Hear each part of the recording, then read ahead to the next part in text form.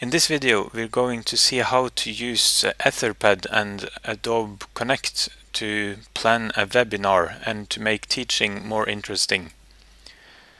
I as a teacher once asked myself, how can I make my online teaching more engaging and more motivating?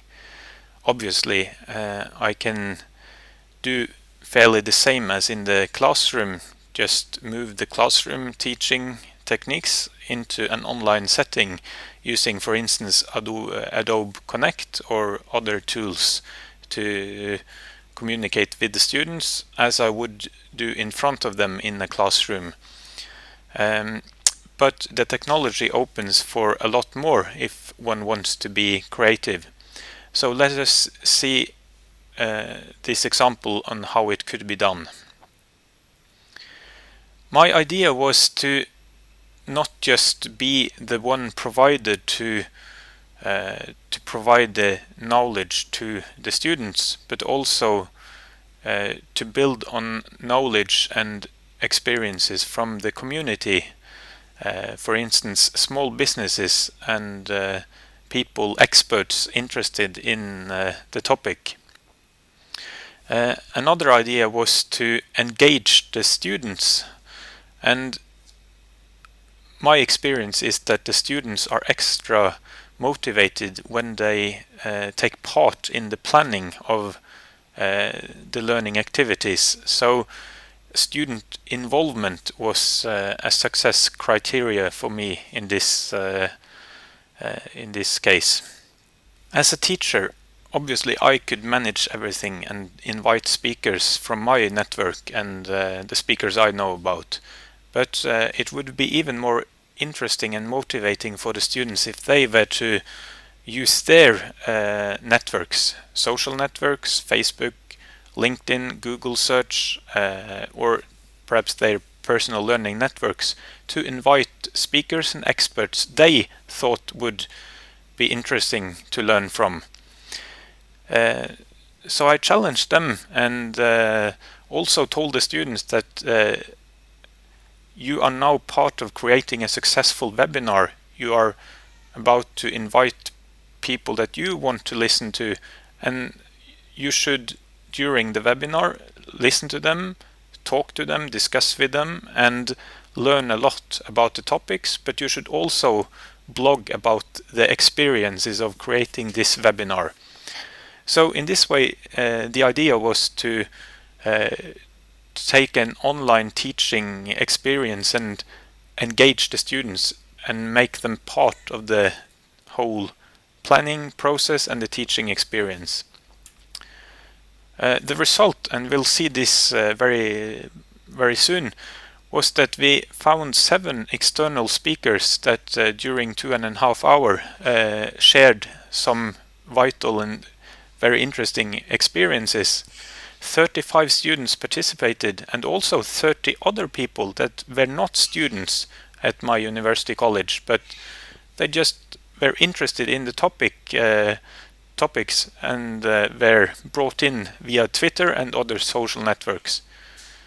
So in all, this learning experience was a huge success, and let's take a look at the details on how it was done in practice. Now, Etherpad is a very simple tool. It is a web page. Everyone can enter and collaborate in writing in this web page with just visiting a URL. So clicking the link that the teacher has provided will open this document, and you can just start writing. We see here that several students are writing at the same time, and all the students choose their name and a corresponding color, so that the green color belongs to that student and the blue to the other one. In this way, I as a teacher can arrange a creative process. Just empty your mind for every idea you have, and I as a teacher write some topics like who should be the speakers, how should we market this webinar, what content should this webinar have, and all the bullet points are written by the students. So they just think of something and collaboratively writes it down. This is a very interesting way to collaborate in an early planning phase.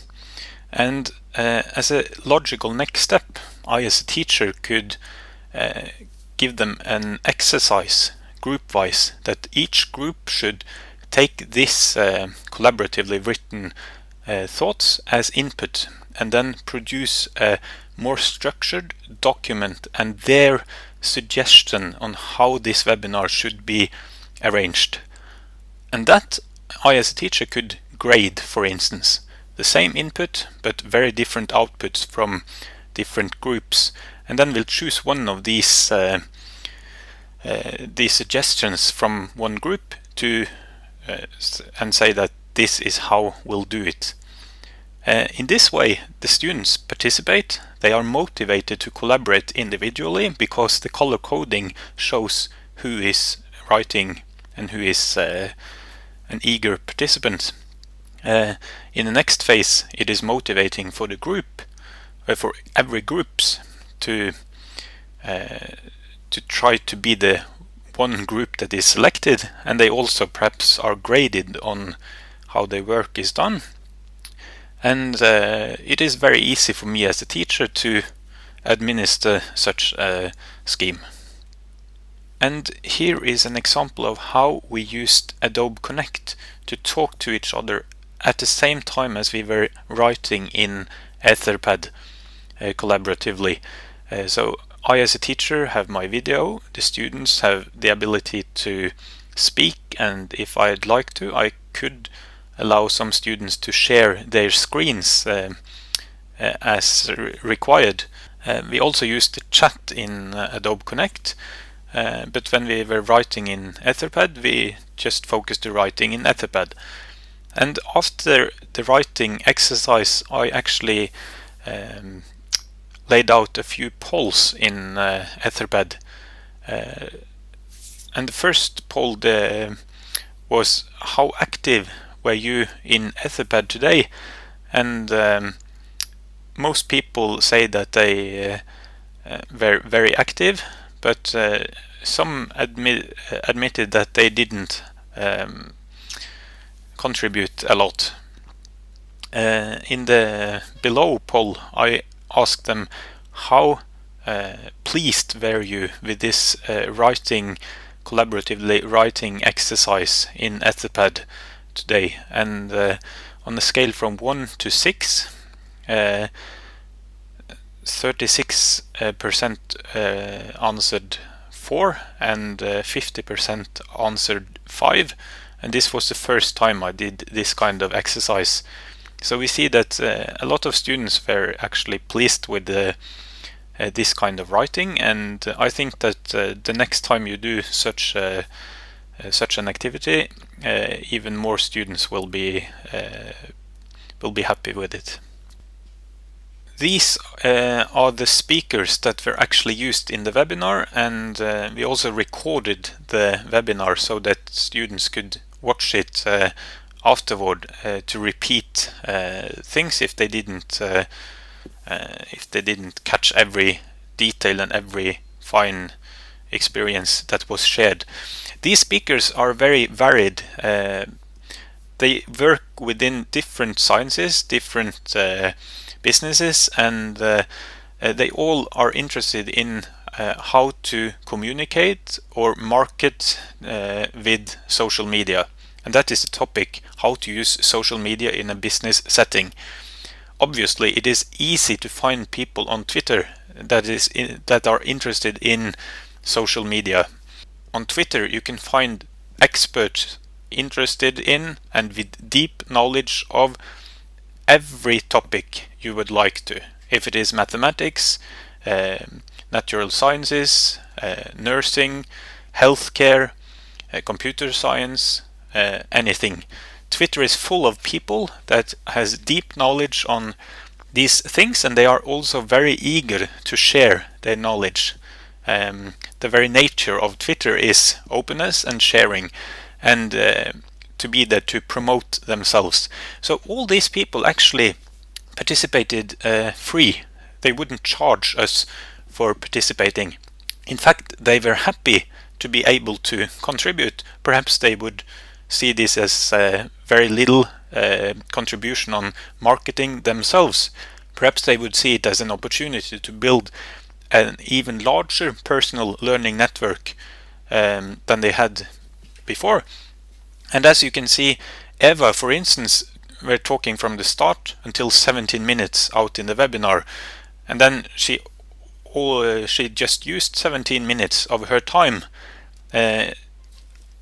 Obviously, Eva felt this was an interesting topic, so she listened to all the other speakers as well. But some other speakers, they just contributed their share and then left the webinar without contributing anymore. So this is an example of how to bring the business and the society into the educational setting and motivating the students, allowing the students to meet with other people, to get external input from various sources. And this is very motivating and very useful for the students. I asked the students how content were you, and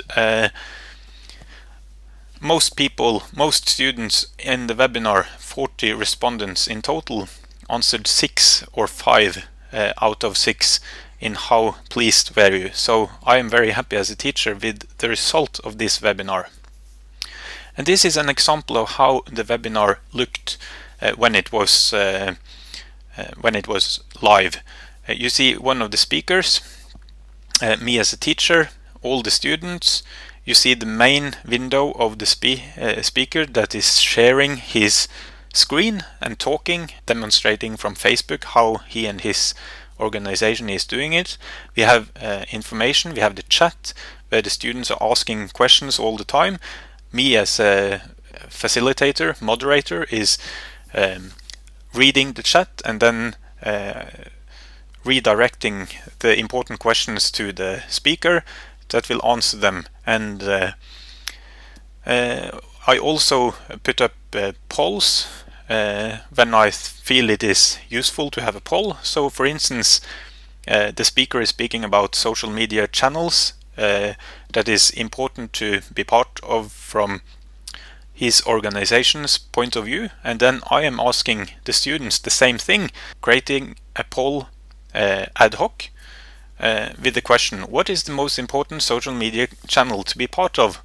Facebook, Twitter, Google+, blog, or it depends. And then the students are answering as he is speaking. They start clicking on this poll and we see the result immediately. The speaker sees the results and then he relates what he is saying up against the results and the meanings of the students. And you can see how Adobe Connect allows this very dynamic, interactive communication to take place, and this is very motivating.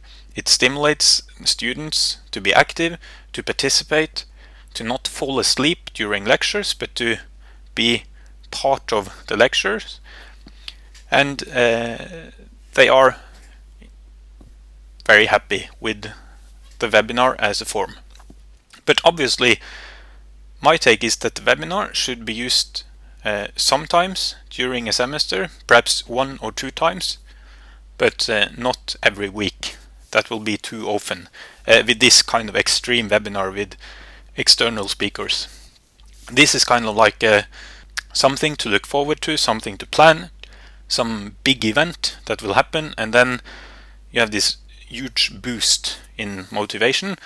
And after that you can have regular exercises, regular teaching forms, and then perhaps another big boost webinar at the end of the semester.